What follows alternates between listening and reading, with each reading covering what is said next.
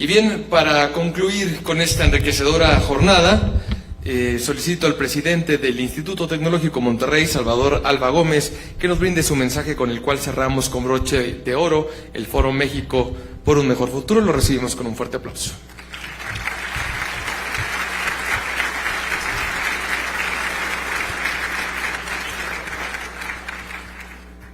¿Qué tal? Buenas noches.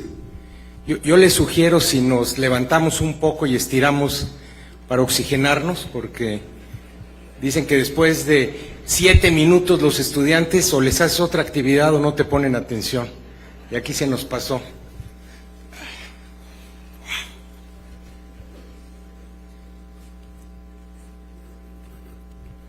Bueno, pues muchas gracias. Voy a tratar de cambiar prácticamente el discurso en esta última parte, porque todos los que estamos aquí, sin duda nos corresponde atender los temas urgentes están diagnosticados, pero hoy el rol de cualquier líder es realmente poder atender lo urgente de lo importante. Y hoy el problema que nos debatimos en la sociedad es que a pesar de todo este cambio que hemos tenido, seguimos teniendo 24 horas y a las 10 horas se nos acaba la energía.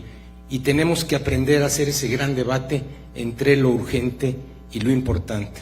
Yo hoy voy a hablar de lo importante, de ese México posible, en ese debate que nosotros estamos. El mundo está haciendo otras cosas, pero el mundo está haciendo otras cosas no ahorita, simplemente cada uno trae su historia. Y hoy los países se están dividiendo en aquellos que tienen velocidad para adaptarse a cambios y aquellos que les cuesta trabajo. Y desgraciadamente, una de las grandezas de México, ser la economía número 15 o por habitantes una de las 10-12 economías más grandes del mundo, eso nos hace lentos. Entonces, por un lado, nuestras fortalezas nos vuelven también débiles y ágiles para poder movernos adelante. Hoy no nos hemos dado cuenta de ese cambio de Revolución 4.0 que escuchamos y que, a pesar de que oímos los cambios que ha habido cuando fue la máquina de vapor, la afectación industrial a la agricultura, lo que va a suceder en cambio en los siguientes 5 o 10 años no tiene precedente histórico. Y para que entendamos de qué estamos hablando, cuando escuchamos cambio exponencial, a veces no sabemos lo que significa. Y dejen ejemplificárselo. 30 pasos lineales, si el paso es de 1 metro, pues al final son 30 metros. Pero 30 pasos exponenciales implica que del 1 paso al 2, del 2 al 4, del 4 al 8. Cuando yo llego al 30, ya recorrí esos 30 pasos, le dieron 26 vueltas a la Tierra. Ese es el nivel de cambio que viene en la humanidad. Ustedes oyen de la robotización, de la inteligencia artificial.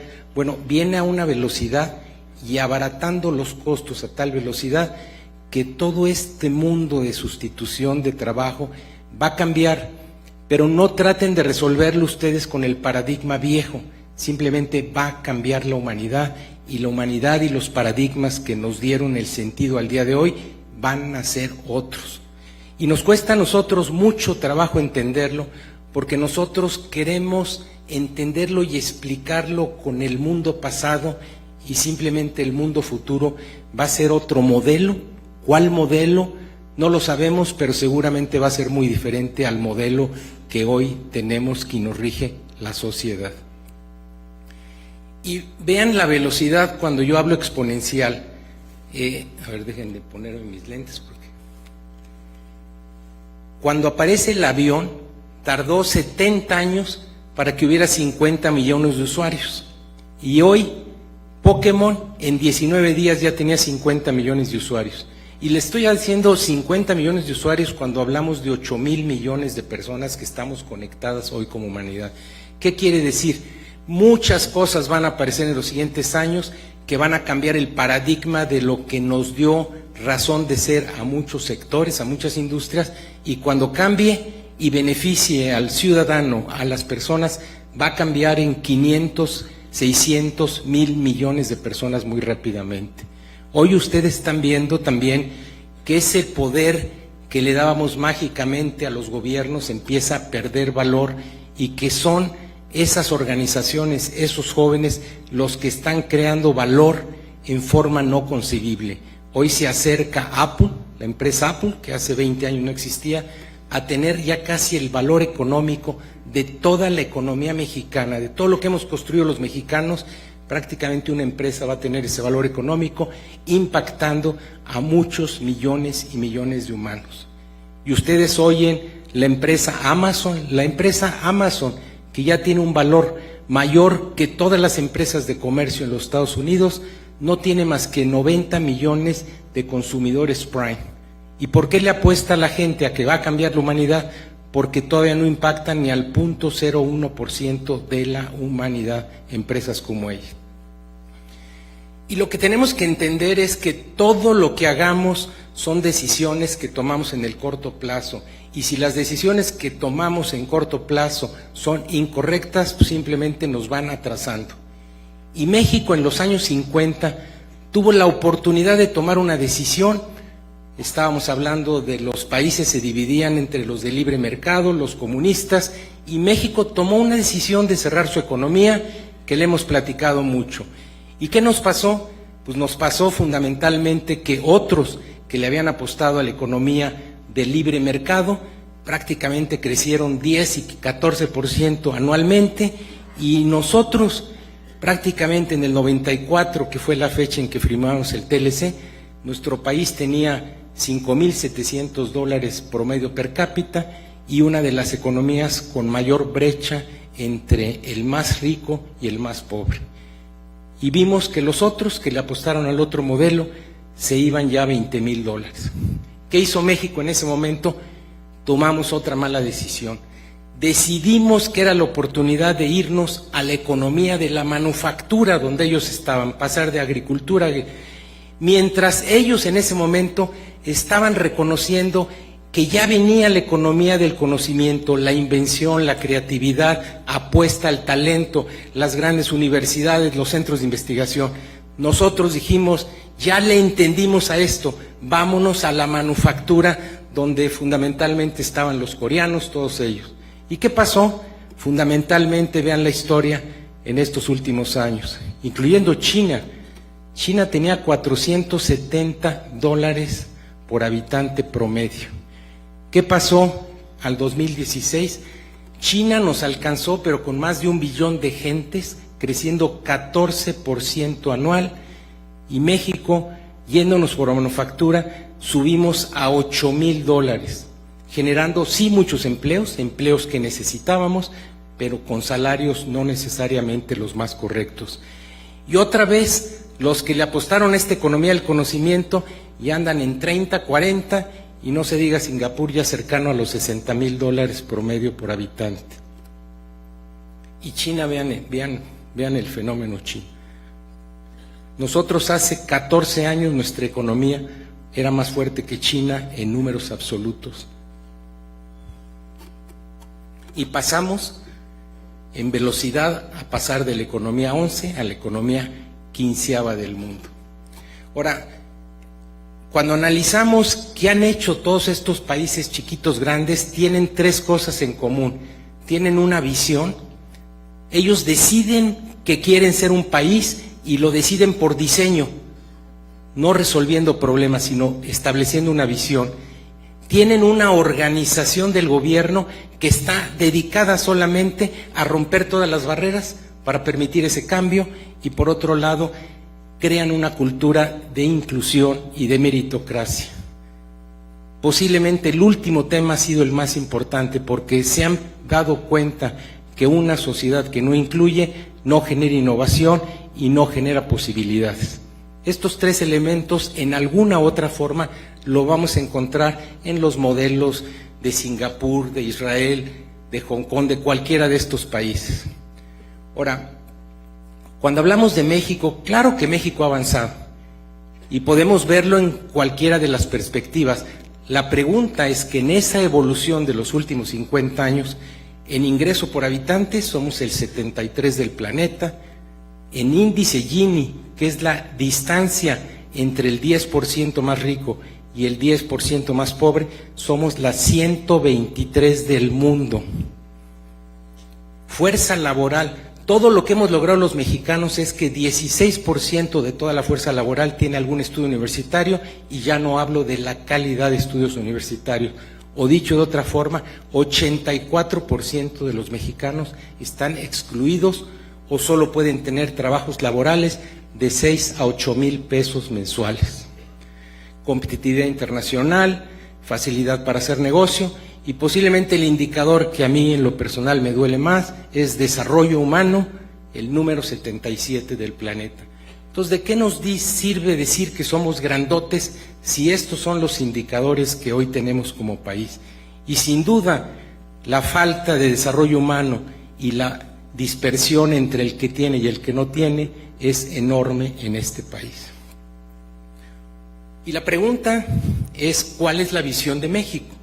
Y si yo hoy se las preguntara a ustedes o me la tuvieran que poner en un papel, no habría ninguna. Si yo se las pregunto a los candidatos, no tiene ninguna. ¿Cómo vas a dirigir la energía de un ser humano si al final no tenemos una línea de dirección? Y la verdad, tenemos tan poco tiempo y recursos que si no nos concentramos a una o dos o tres cosas, va a ser muy difícil construir y unir una sociedad.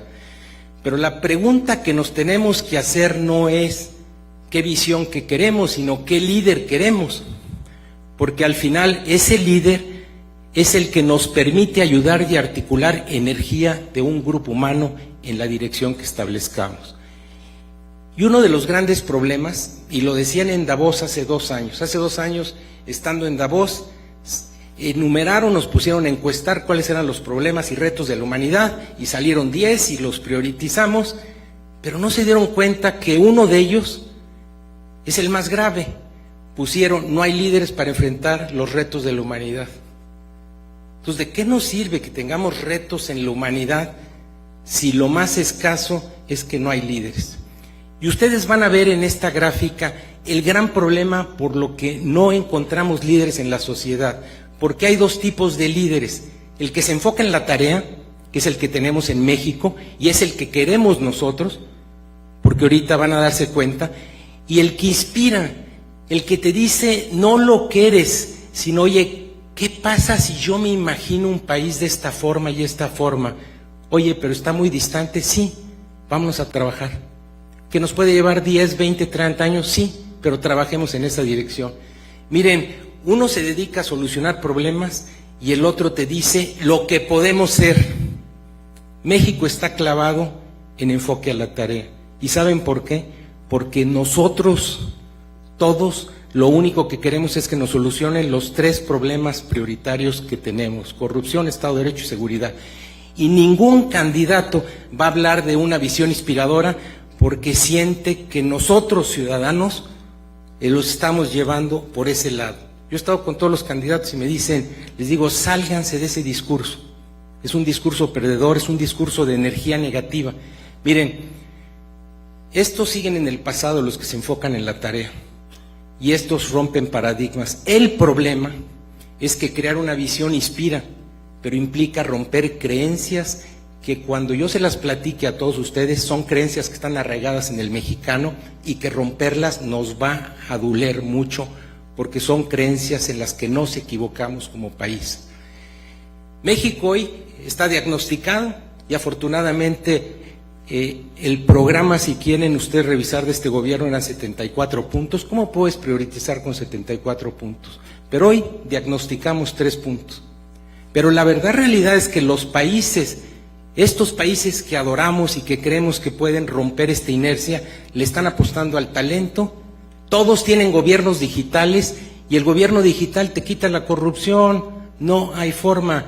Implementar gobiernos digitales se hace en 6 meses.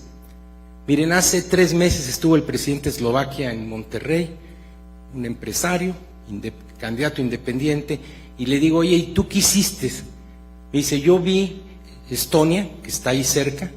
Estonia es un país con 99% de los servicios digitales, simplemente eliminó la corrupción, y me dice, yo los copié, pero hice el gobierno digital dirigiéndolo yo desde mi oficina, no le permitía a ninguna secretaría que hiciera nada. Pues todos los ciudadanos en 6 meses se fueron a los servicios digitales y después yo me fui caminando con las oficinas y las tuvimos que cerrar y reducir dramáticamente los gastos de gobierno.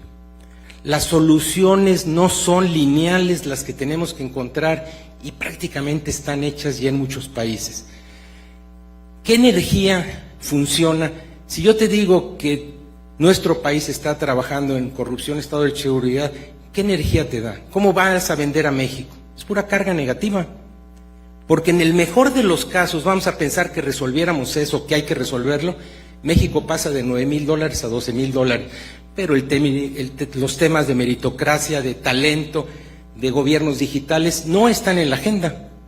Y entonces dentro de 10 años vamos a decir, ya resolvimos esos básicos, y vamos a ver que esos otros países ya van en $60,000, $70,000 de ingreso con mejor bienestar para su sociedad. Miren, hoy vemos a los países, si los quisiéramos dividir por sobresimplificar, en países muy básicos de manufactura, donde está México, y los países que emigran a una sociedad de mayor bienestar, que les llamamos del conocimiento. Y la realidad es que nosotros escribimos, José Antonio Fernández Carvajal y yo, este libro, que lo publicamos hace unas semanas, porque nos dimos cuenta al viajar a todo el mundo, porque estamos viajando y viendo universidades y académicos y el MIT, y regresamos a México y decimos, el discurso que está viendo es un discurso muy primitivo, se nos está olvidando lo que es importante. Entonces, este libro implica dar una visión disruptiva de México, y voy a recorrer algunos puntos nomás para darles un sabor, porque habla de cómo alinear una visión, cómo cambiar la organización del gobierno, que por mucho es más complicado, y cómo tocar la cultura de un país, que es donde se generan realmente los cambios. ¿Cómo construir un nuevo modelo de país? Al final hay que tener una visión, hay que organizarnos y hay que cambiar la cultura. El problema es que esta visión, si la llegáramos a tener, es solamente el 10% del esfuerzo. Vamos a pensar que cualquiera de los candidatos tuviera la visión correcta, no ha hecho más que el esfuerzo del 10%. Cambiar la forma de organización de gobierno, todo fragmentado. Hoy nadie tiene la capacidad de tomar decisiones en el gobierno porque está fragmentado en pedacerías. Casi todos los procesos al ciudadano cruzan horizontal. Un ciudadano debe tener una sola identificación, como hoy sucede ya en la India, por el iris, y automáticamente yo no tengo que pedir ningún documento a nadie, pasa por una oficina con el iris y automáticamente tiene toda la información. Pero seguimos todavía cada secretaría creando sus bases de datos y sistemas. La mayoría de procesos al ciudadano son horizontales y el gobierno no ha podido ni cambiar la forma de trabajar. Y la cultura es ese pegamento que une una sociedad, es lo que permite, cuando hablamos de respeto, de trabajo en equipo, son estos valores, y uno piensa que no se miden. Claro que la cultura se mide, se incentiva y se premia, pero si eso no está en la gestión de nuestros gobernantes y de nosotros, la probabilidad de cambio estructural y fundamental es muy difícil.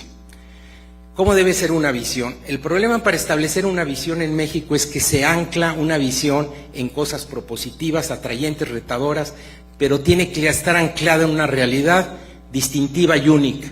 Entonces, articular una visión de México es difícil cuando yo les enseño que en todos los indicadores estamos en la media tabla. Pero nos dimos cuenta que México, una de sus fortalezas que tiene México, sin lugar a dudas, su tamaño de economía, pero es el país 9 en jóvenes, lo que le llamamos que si el bono demográfico, pero hoy para mucha gente la envidia de México es este grupo de jóvenes que pueden generar la transformación del país. Ahora, que si los tenemos preparados y adecuados para esto, es otro problema. Y nosotros nos dimos cuenta que una de las cosas que tiene el mexicano es que cuando se decide hacer algo, hace que sucedan las cosas. Y lo vimos con el TLC, que a pesar de todos los esfuerzos de no tener la estructura, la logística, tenemos una buena imagen, entregamos buena calidad y estamos haciendo un buen trabajo a pesar de todo. Y entonces José Antonio y yo decíamos, oye, yo creo que en México es el país donde hacemos que las cosas sí sucedan. Y esto también hay que trasladarlo para que emocione en una marca país. Y dijimos, bueno, creo que México es el país del sí. Y si tenemos una buena visión y nos dirigimos en esa dirección todos, creo que la podemos mover y podemos mover al país más rápido de lo que pensamos. Y entonces empezamos a articular qué tendríamos que hacer, dónde fijar las prioridades de México, entendiendo que no puede ser una lista de 70 puntos. Y proponemos 4 diferenciadores para México. El primero es, sin duda, la apuesta al talento pujante, comprometido y capaz. Un vibrante espíritu emprendedor, aquí lo hemos escuchado. Lo que hoy genera bienestar es el espíritu humano, ese espíritu con libertades que puede abrir empresas, crear empresas, etcétera. Un gran lugar para vivir, seguro y lleno de oportunidades. Van a darse cuenta que la sociedad decidió vivir en ciudades y que la elección de los seres humanos y los milenios ya no es por países, sino por ciudades. Y por último, un ecosistema amigable para las empresas. No se van a venir los emprendedores a lugares muy complicados para abrir, a ciudades aburridas y donde no haya estas universidades o centros de investigación atractivos para poder desarrollar la investigación. Así de fácil. Y déjenme ver, cuando empezamos a ver en un semáforo, bueno, ¿en dónde está bien México? Pues la verdad fuimos muy amables y le pusimos amarillos como semáforo a estos 3, y posiblemente el que no vamos a discutir, no tenemos gobiernos amigables para las empresas o para los ciudadanos para que puedan emprender. Y cuando hablamos de que vivimos un sistema de informalidad, la verdadera realidad es que a mí me duele mucho porque el informal le cuesta muchísimo ser informal. Ser formal es carísimo en este México y casi imposible. Entonces, yo me di cuenta hace 20, 25 años en Singapur, podías abrir una empresa en 3 minutos y te daban todos los datos para entrenamiento, etcétera. Y eso está, con muy pocos dólares tú puedes hacerlo. Hoy traten los que estamos ahorita haciendo nuestra declaración de impuestos, que es en abril, qué complicado está. Y ese es solo uno de los trámites que como ciudadano tenemos que hacer. Dejen hablarles muy rápidamente para darles sabor de boca de estos 4 temas, para que vean que no estamos tocando los temas importantes de México: talento, comprometido y capaz. Miren, ¿qué hacemos las empresas? Atraemos talento, buscamos retenerlo y buscamos desarrollarlo. Esa es la regla, ¿de acuerdo? ¿Qué hacen los países? ¿Qué están haciendo los países más exitosos? Sus universidades y centros de investigación son los atractores de talento. Todos quieren ir a Estados Unidos y además se dan el lujo de seleccionar solamente al 10% de los mejores del mundo. Después lo retienen con ciudades divertidas y seguras. Estados Unidos retiene al 98% de los estudiantes extranjeros que van a estudiar a Estados Unidos. Y para desarrollarlo, pues necesitas ambientes amigables para el emprendimiento. ¿Está difícil? Cuando hablamos de nuestras ciudades, si no tienen estos atractores que se llaman universidades, centros de investigación, si no tenemos ciudades divertidas y si no tenemos ambientes amigables para que el emprenda tenga éxito, México es un país altamente innovador.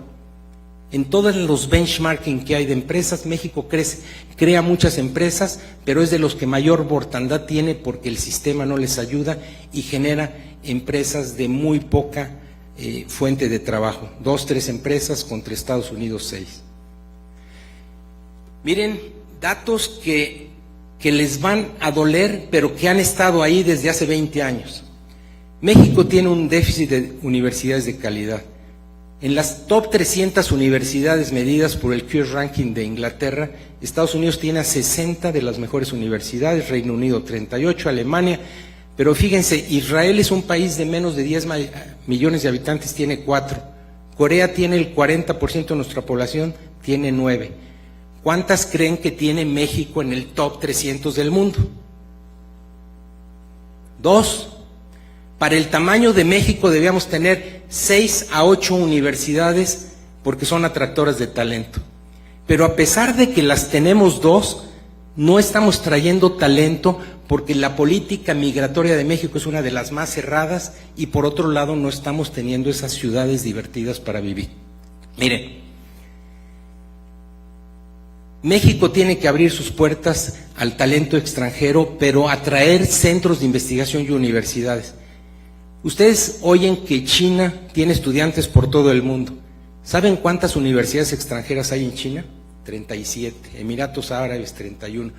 En todos estos años se dedicaron a ir a buscar a todas las universidades para que fueran y ponieran sus centros de investigación en sus países al mismo tiempo que a sus estudiantes los mandaban a estudiar fuera. Y véanlo ustedes, Singapur fue a buscar el MIT y puso una universidad que le metió más de $2,000 millones con el MIT, una de las universidades más nuevas de reciente creación con el MIT. Le están apostando no a la manufactura, sino le están apostando a traer universidades. ¿Cuántas universidades de investigación extranjeras creen que tiene México? 0. ¿Está en la agenda de alguien traer centros de investigación? Puras fábricas, y les damos la fortuna a las fábricas. Pero fíjense lo que hicieron todos estos países. Cuando nosotros estábamos en manufactura, ellos miren lo que estaban haciendo. Pero fíjense lo más dramático. Estudiantes internacionales de educación superior en Australia, 18% son extranjeros. Reino Unido, 18%, Canadá. ¿Qué porcentaje de extranjeros ustedes creen que tenemos en las universidades mexicanas? 0.2%. Somos un país abierto. Cuando hablamos de que somos un país abierto, somos un país atractivo. Tenemos las marcas para atraer en educación superior pero me voy al otro lado. Estudiantes de los países estudiando fuera, ahorita hay 800,000 de China estudiando fuera, de la India 225,000, Corea 108,000, acuérdense, un país 40% más chico. ¿Cuántos mexicanos creen que hay estudiando ahorita en los estudios de 6 meses o un año mexicanos? 30,000. 11,000 son del TEC de Monterrey, cuando tenemos menos del 2% de los estudiantes de México. Hay una política para sacar a nuestros chicos a que vean el mundo, a que se fogueen. Es la actividad de transformación más importante para los seres humanos, vivir, salir fuera. Entonces, estamos abiertos en manufactura, ahí vamos, en talento, cerrados. Traer talento extranjero, profesores con doctorado de Pakistán, de estos lados, es un delirio y nos cuesta 6 meses hacerlo a nosotros, cuando el gobierno nos debía dar un subsidio, un tapetito rojo, etcétera, etcétera. ¿Estos temas están en la discusión de algún candidato? Nadie. Y ahí le paro para que lean el libro. Pero vamos a entrar al segundo tema, un vibrante espíritu emprendedor. Miren, hoy ustedes oyen que hay empresas que están transformando el mundo y les llaman los unicornios. Los unicornios son empresas que ya valen $1,000 millones. Hay 213 ahorita, y de las cuales la mayoría están en Estados Unidos. ¿Y ven alguna en México que hayamos creado de la economía esta digital que valga $1,000 millones? No.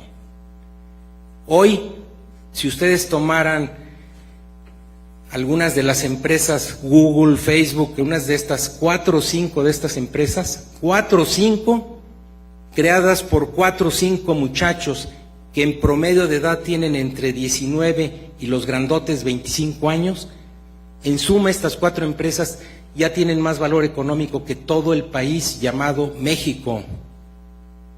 ¿Qué quiere decir? Si nosotros logramos incubar estos emprendedores y crearles los lugares adecuados, transformamos el país y lo duplicamos, porque el valor económico de la sociedad se está creando, no impactando a tu país, sino creando empresa que transforme prácticamente la humanidad.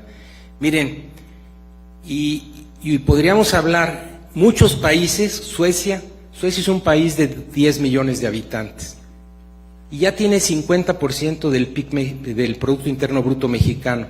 Pero vean lo que hizo un país europeo de estos que le cuesta mucho trabajo moverse. Ellos ya tienen 60% de fibra óptica con 100 megas. Allá estamos tardezón, ¿verdad? Ah, no. Bueno, hasta luego. ¿Cómo vamos? Bien, yo estoy yéndome rápido para poderlo. ¿Van bien? Bueno. Entonces, fíjense, un país pequeño, difícil de mover como es Suecia. Su meta es 90% para el 2020, estamos hablando de 2 años, que todo ciudadano tenga 100 megas de internet de velocidad. Todos los ciudadanos. Bajaron los impuestos sobre la renta del 53% al 22%. Los impuestos a la renta se van a ir a 0 en todos los países, porque los países pequeños van a bajar los impuestos. Es decir, la forma de subsistir en el nuevo mundo para traer emprendimiento no es con el impuesto sobre la renta. Ahorita van a ver por qué nos va a doler a todos nosotros, porque el impuesto sobre la renta se sustituye con los impuestos prediales. 50% de los negocios tienen menos de 5 años, en Estados Unidos es 40%. ¿Qué quiere decir? Que en 5 años nosotros podríamos cambiar México, porque las economías que están transformando, los negocios nuevos no son los de hace mucho, son de la nueva generación. El valor es la confianza. Hoy hablamos que la certidumbre es importante. Bueno, ellos se dedican a crear confianza porque genera emprendimiento, innovación y colaboración. Y vean, tienen 35 billones de dólares de unicornios, un país pequeñito de 10 millones de habitantes. Miren, estas son las empresas hoy más valiosas en Estados Unidos y van a notar que hay 4 que hace 25 años no existían, la 1, la 2, la 5 y la 6. Las empresas más valiosas de México, las 10 más valiosas, no hay ninguna nueva, son las mismas que conocíamos. ¿Estamos en la nueva economía o estamos protegiendo las grandes empresas o no permitiendo? Y la pregunta es, ¿no va a cambiar nuestro GDP a 20, 25 mil dólares si no traemos empresas de la nueva economía, centros de investigación, etcétera, etcétera? Vamos al tercer punto. Si nosotros no tenemos ciudades poquitas pero muy divertidas y seguras para vivir, no va a ser posible atraer al talento, porque los chicos hoy, para darles una idea, 24% de todos los Exatec viven en el extranjero fuera.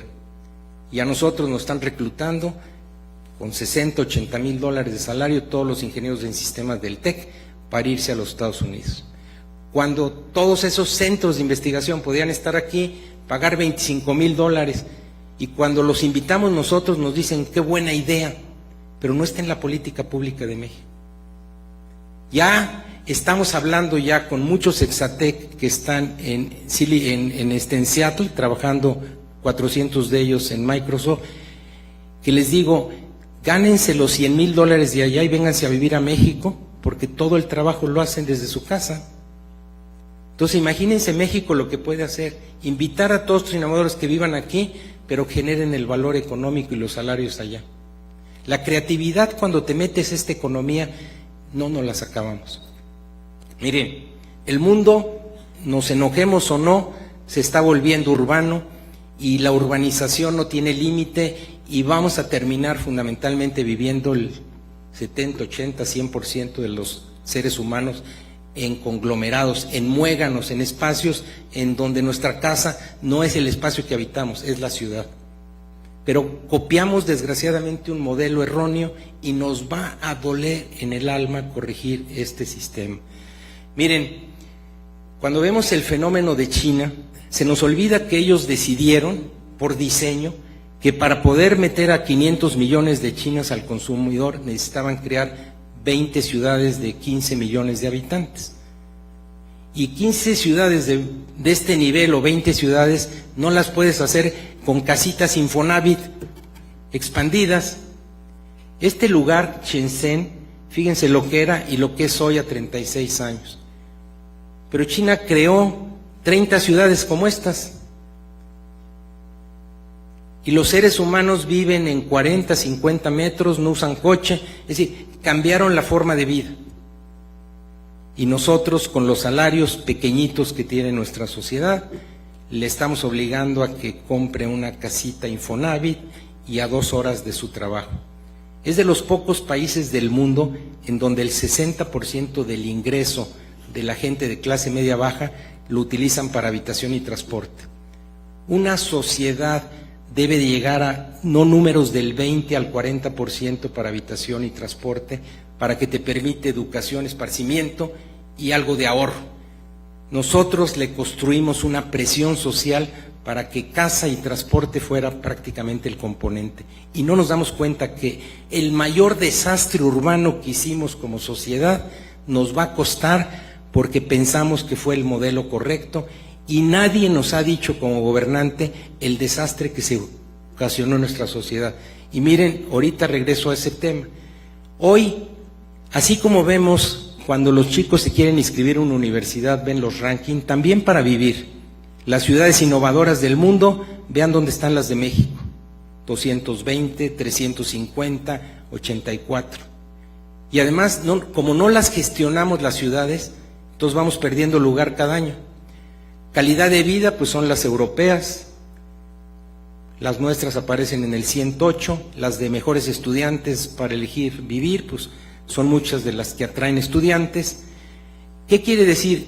Todas las ciudades tienen rankings y nosotros, nuestras ciudades no las estamos gestionando, sino que algunas por espontaneidad están jalando mejor que otras y hoy la decisión no es vivir en países, vivir en ciudades.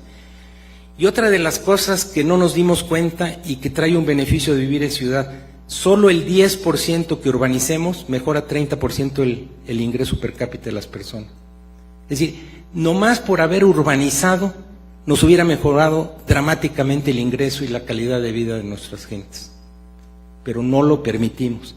Y miren datos duros de México.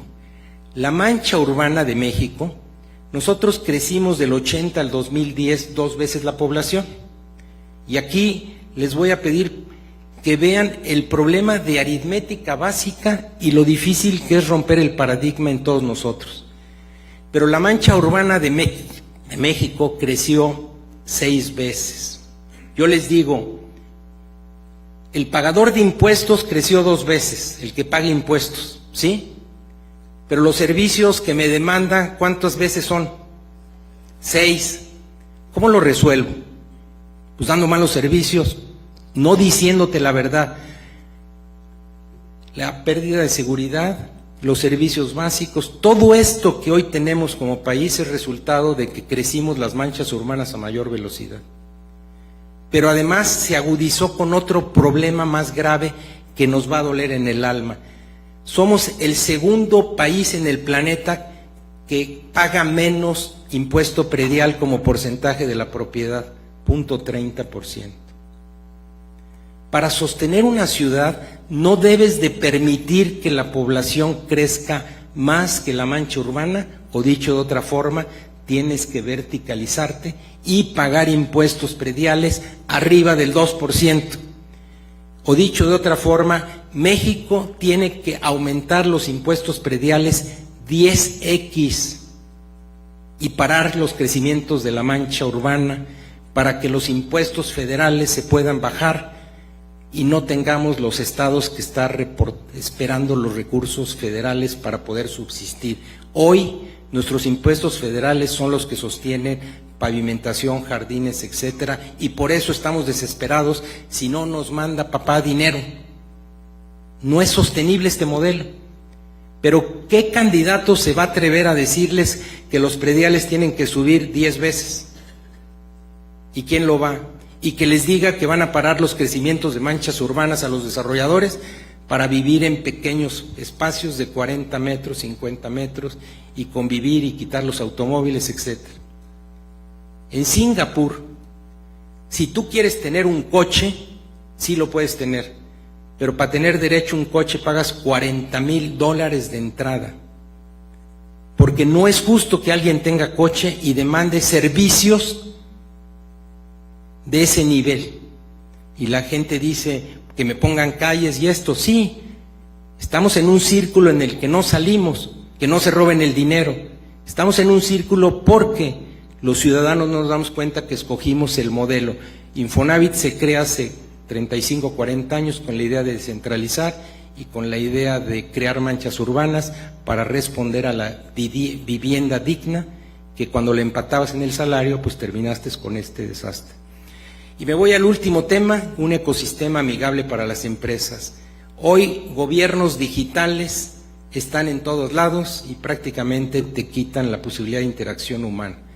México está en el lugar 60 en gobiernos digitales y no necesariamente amigables y eficientes y sencillos para el ciudadano. Si ustedes ven al final, yo les hablé de 4 plataformas: talento, el vibrante espíritu emprendedor, un lugar para vivir y el ecosistema amigable. Pero cada uno de esos tiene 4 estrategias y si ustedes se ponen a ver, rojos es donde estamos muy mal, amarillos a media tabla y por ahí 3 que México podría decir que estamos bien. ¿Cuál es la ventaja de plantear un país del cual estamos muy alejados hoy?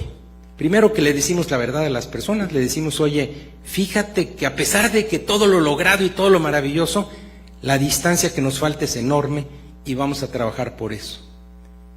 ¿Cuál es lo negativo? Pues lo negativo es que nos vaya bien, pero nos tenemos que atrever a no decir que estamos bien y realmente replantear ese país que nosotros queremos. Y como yo les decía, a pesar de que hubiera una visión correcta, cambiar la forma de organizar, es decir, ser gobernante con las estructuras de gobierno y instituciones es complicadísimo para cualquier persona. Y la forma de organizarnos determina el éxito en la implementación. ¿Y cómo debemos de organizar un gobierno? Por procesos orientados a los públicos que servimos. Si ustedes le preguntan a cualquier funcionario del gobierno quién es tu jefe, pues te va a decir el de la línea directa, y mientras no se dé cuenta que su jefe es el ciudadano y que hay que recortar los tiempos y los ciclos del ciudadano, no vamos a cambiar. Entonces, nosotros estamos planteando, es medio aburrido, lo voy a pasar muy rápido, un organigrama de gobierno en donde hasta arriba están los públicos, los distintos públicos a los que atendemos, y después están 8 procesos de valor, que son los por los que pagaría el ciudadano, pero después hay muchos otros procesos rectores donde está pues la parte judicial, la transformación, los valores, la legislación y algunos procesos horizontales que son los que habilitan a todos. Imagínense que no podamos tener un gobierno digital o que cada quien busque oficinas y no hay un estándar de oficina y que las oficinas no respondan a esta nueva forma de colaboración abierta. Hoy, mientras no tengamos algunos procesos que sean idénticos para todos los funcionarios de gobierno, la posibilidad de encontrar productividad en otras formas va a ser imposible. Este es un planteamiento de nuevas formas de organización y díganme el tema, la resistencia que va a haber esto y después dónde están los líderes que pueden gestionar un gobierno por procesos orientados al ciudadano. Y por último, por mucho lo más complicado es cambiar la cultura, se lleva muchos años. Y nosotros estamos planteando que los valores que debían distinguir a México, dónde debías de medirlos y concentrarlos, es amabilidad y servicio, trabajo en equipo, innovación, honestidad y respeto, inclusión y meritocracia. Y si analizamos, realmente reprobamos en 4 de esos valores. Yo creo que uno de los que distingue a México es amabilidad y servicio. Hay que medirlos, hay que medir la conducta, pero oficina que no esté atendiendo esto en forma adecuada, tiene que haber consecuencias. Lo que no se mide simplemente no se puede gestionar. Y aquí viene lo difícil. Generar esto implica romper paradigmas. Paradigmas es una creencia que yo la tengo establecida y que cuando alguien me la viene a tentar simplemente me enojo y encuentro una forma creativa e inteligente de decir que eso está mal. Primer paradigma, la educación de calidad debe ser basada en meritocracia y debe ser el gran movilidad del los mejores alumnos, sin importar nivel socioeconómico, deben de ir a las mejores universidades. Esto está sucediendo en todo el mundo. Los mejores chicos los preparan y esos mejores chicos llegan a las mejores universidades públicas o privadas en el mundo. Y nosotros pues simplemente lo damos por un derecho, no lo estamos. abrir las fronteras al talento, universidades y centros de investigación. Tiene que haber una política abierta, pero seguramente las universidades públicas pueden tener resistencia a que ahora demos dinero y abramos para atraer marcas que son importantes para México, pero que atraen talento. Gobiernos digitales, sin duda, son los mejores antídotos contra la corrupción y nos permiten reducir muchos impuestos.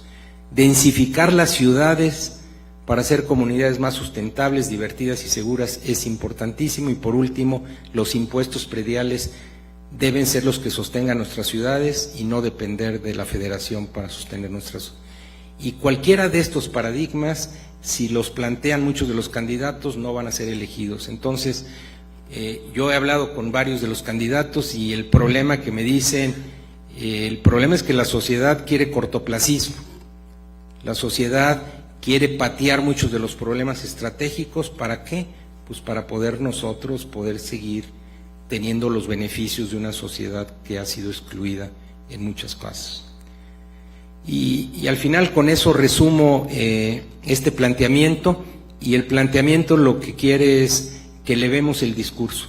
No hay duda de que hay trabajos coyunturales, hay que arreglar tuberías, hay que arreglar básicos y que son muy importantes, pero al menos levantarnos en la mañana sabiendo que si arreglamos eso, también tenemos una agenda de resolver algunos de los problemas estratégicos de país y sobre todo resolverlos a mayor velocidad, porque muchos de los otros están trabajando a una mayor velocidad. Yo veo fundamentalmente una envidia cuando yo veo los incubadoras y los emprendimientos que tienen las universidades y cómo están gestando nuevas formas de conexión, y veo que todos están peleando por el talento. Lo más atractivo, yo como líder del TEC, a mí me invitan a todos lados, pero lo más atractivo del TEC es: mándame tus estudiantes, aquí te los recibimos.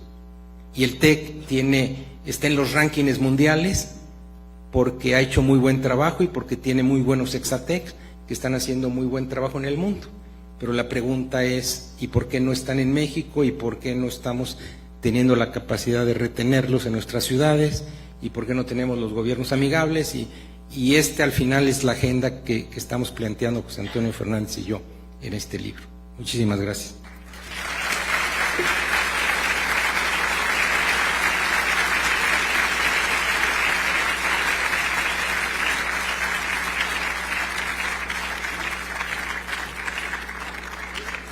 Y bien, agradecemos con este fuerte aplauso a Salvador Alba Gómez por compartir esta enriquecedora presentación con nosotros.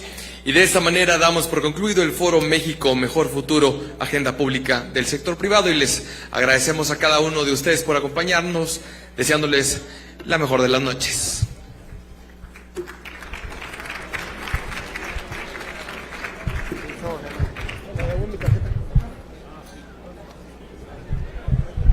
Bueno, así culmina este evento de empresarios en Chihuahua. Yo lo invito a que continúe viendo y siguiendo la transmisión habitual de Canal 28. Por lo pronto nos despedimos, no sin antes recordarle que vamos a estar muy al pendientes de todo lo que surja en la agenda informativa durante el día de hoy. Muchísimas gracias y que tengan buenas noches.